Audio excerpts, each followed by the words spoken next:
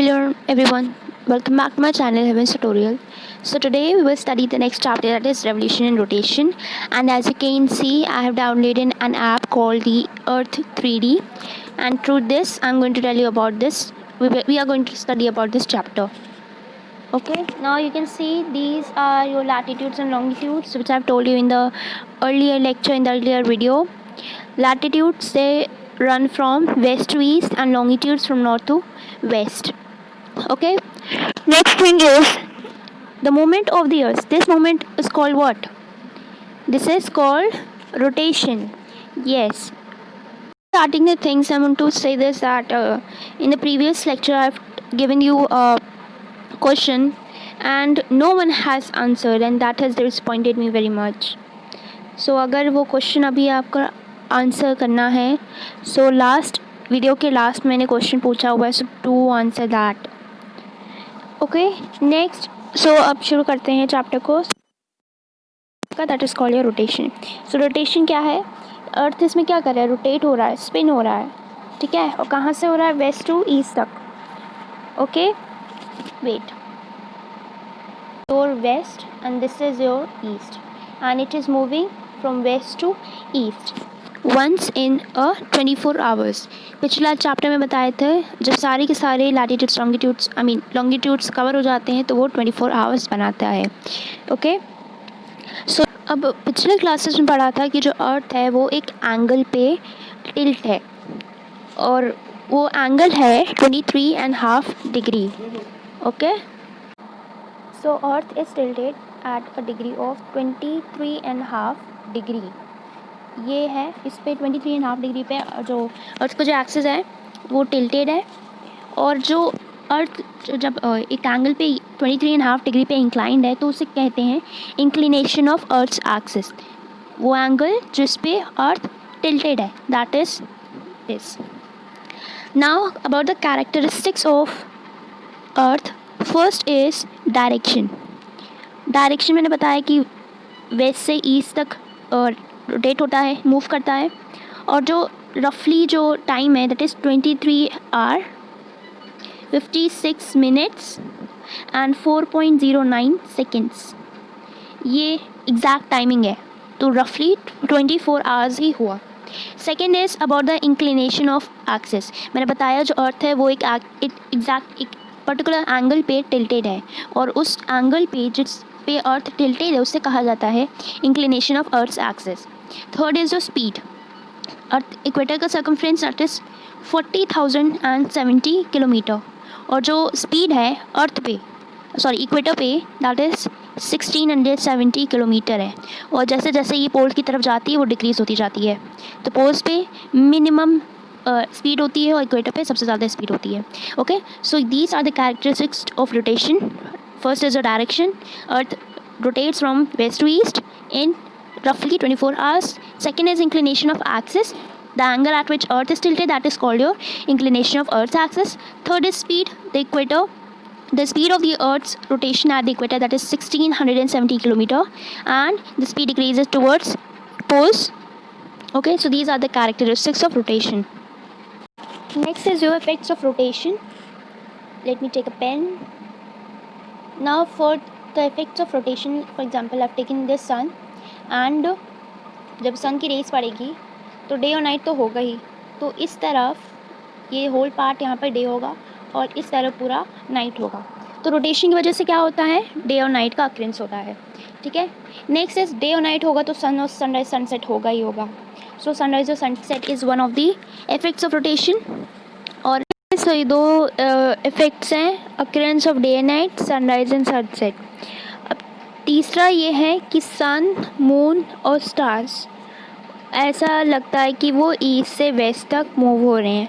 क्यों ऐसा होता है? क्योंकि हम लोग को जो अर्थ रोटेशन है वो वेस्ट टू ईस्ट से है, इसलिए हम लोग अर्थ में रहते हैं तो अपोजिट लगता है कि सन और मून और जो स्टार्स और जो बाकी चीज़ें हैं वो ईस्ट से वेस्ट तक मूव हो रही हैं.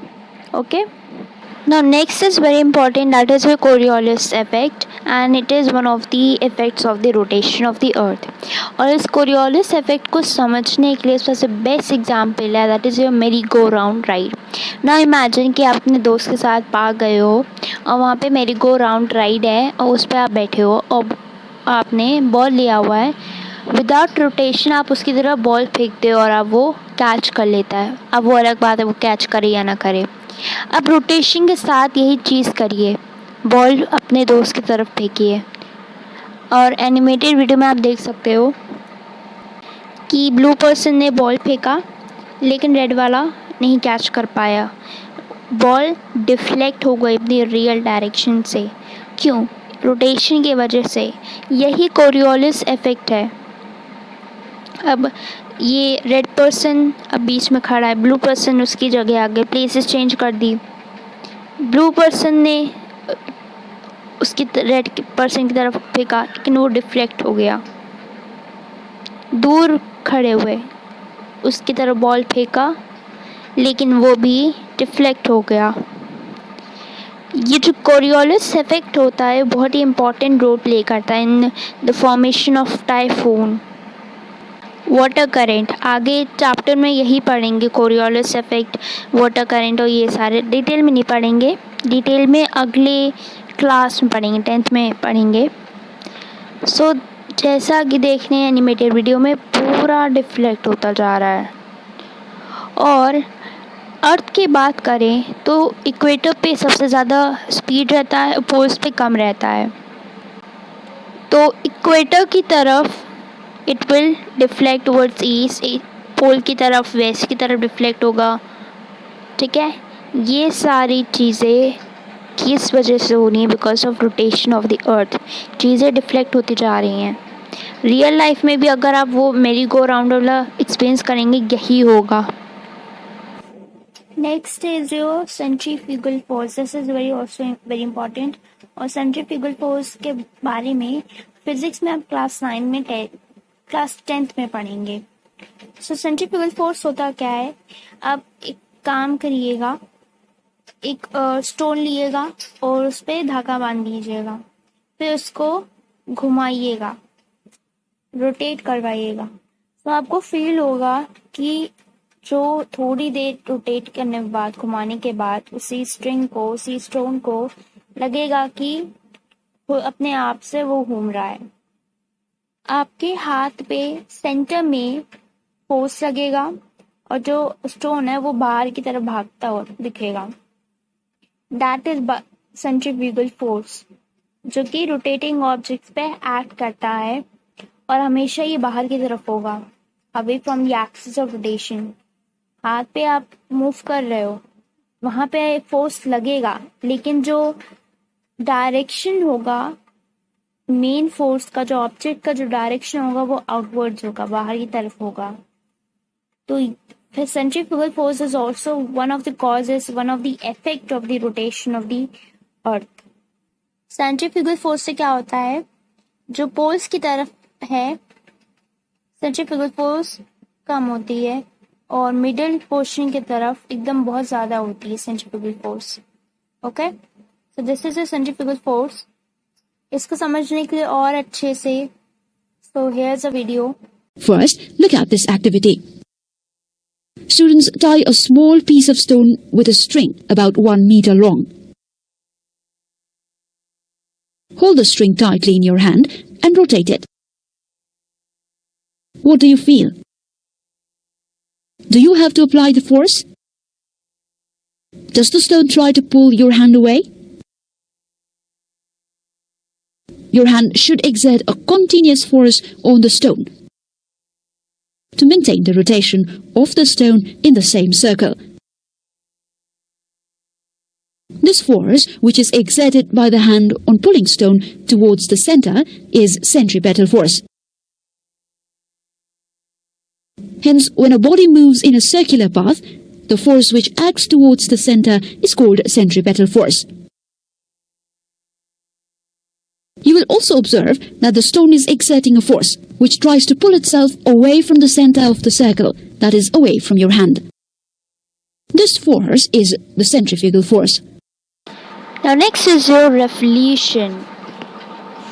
पिछले क्लासेस में बचपन में पढ़ा होगा रेवोल्यूशन के बारे में. सो यहाँ पे जो दिख रहा है दैट इज़ योर रेवोल्यूशन और रिवॉल्व कर रहा है अराउंड दी सन. ओके, सो इतना ज़्यादा एक्सप्लेन करने की ज़रूरत नहीं है. आई थिंक आपको आप पता होगा व्हाट इज़ रेवोल्यूशन. आते हैं आप कैरेक्टरिस्टिक्स ऑफ रेवोल्यूशन पे. Characteristics. First characteristics that is okay. Now the characteristics of revolution. These are the characteristics. First is कि अर्थ जो है रिवॉल्व करता मूव करता है around the sun in an elliptical orbit. जैसा कि अभी वीडियो में देखा था कि अर्थ रिवॉल्व कर रहा था. किस पे रिवॉल्व कर रहा था? एलिप्टिकल ऑर्बिट था. और ये elliptical orbit that is also imaginary. Okay, तो उसका एवरेज स्पीड है दैट इज 29.8 किलोमीटर्स पर सेकेंड, या कह सकते हैं 100,000 किलोमीटर्स पर आवर. तो ये इसकी कैरेक्टरिस्टिक्स है about the speed that is 29.8 kilometres पर सेकेंड, आवर्स में 100,000 kilometres per hour. Okay, second is जब अर्थ सन के बहुत ही क्लोजर आता है तो जो ग्रेविटेशनल पुल होता है वो अर्थ को मजबूर कर देता है टू मूव फास्टर. और जब दूर जाता है अर्थ से तो ग्रेविटेशन पुल तो अर्थ थोड़ा स्लो मूव करता है एज कम्पेयर टू जब वो अर्थ के पास रहता है, सन के पास रहता है. ठीक है, तो जो स्पीड ऑफ रेवोल्यूशन है वो यूनिफॉर्म नहीं है, एक जैसी नहीं है. पास आके तेज हो जाता है, दूर जाके कम हो जाता है.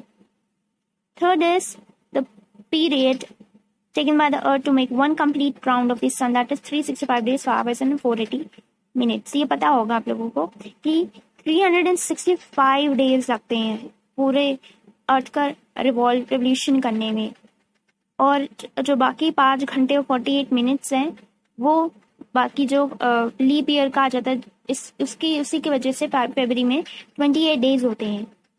That year is known as the leap year having 366 days. ये चीज़ पता होगी आप लोगों को, I hope so. Fourth is कि जो अर्थ एक्सिस है वो इंक्लाइंड है ऑर्बिटल प्लेन से, दैट इज 66.5 डिग्री. अब आप यहाँ कंफ्यूज हो गए होंगे कि मैंने बताया था 23.5 डिग्री और यहाँ पे लिखा 66.5 degree. This is a diagram और this is the inclination angle है ये. ओके, द इंक्लिनेशन एंगल, और बाकी का है 66.5 that is to its orbital plane के हिसाब से के थ्रू इट इज 66.5. तो अगर 23.5 को 66.5 से प्लस करेंगे तो 90 डिग्री ही आएगा, which is the right angle. Right angle पता होगा, तो ये राइट एंगल है.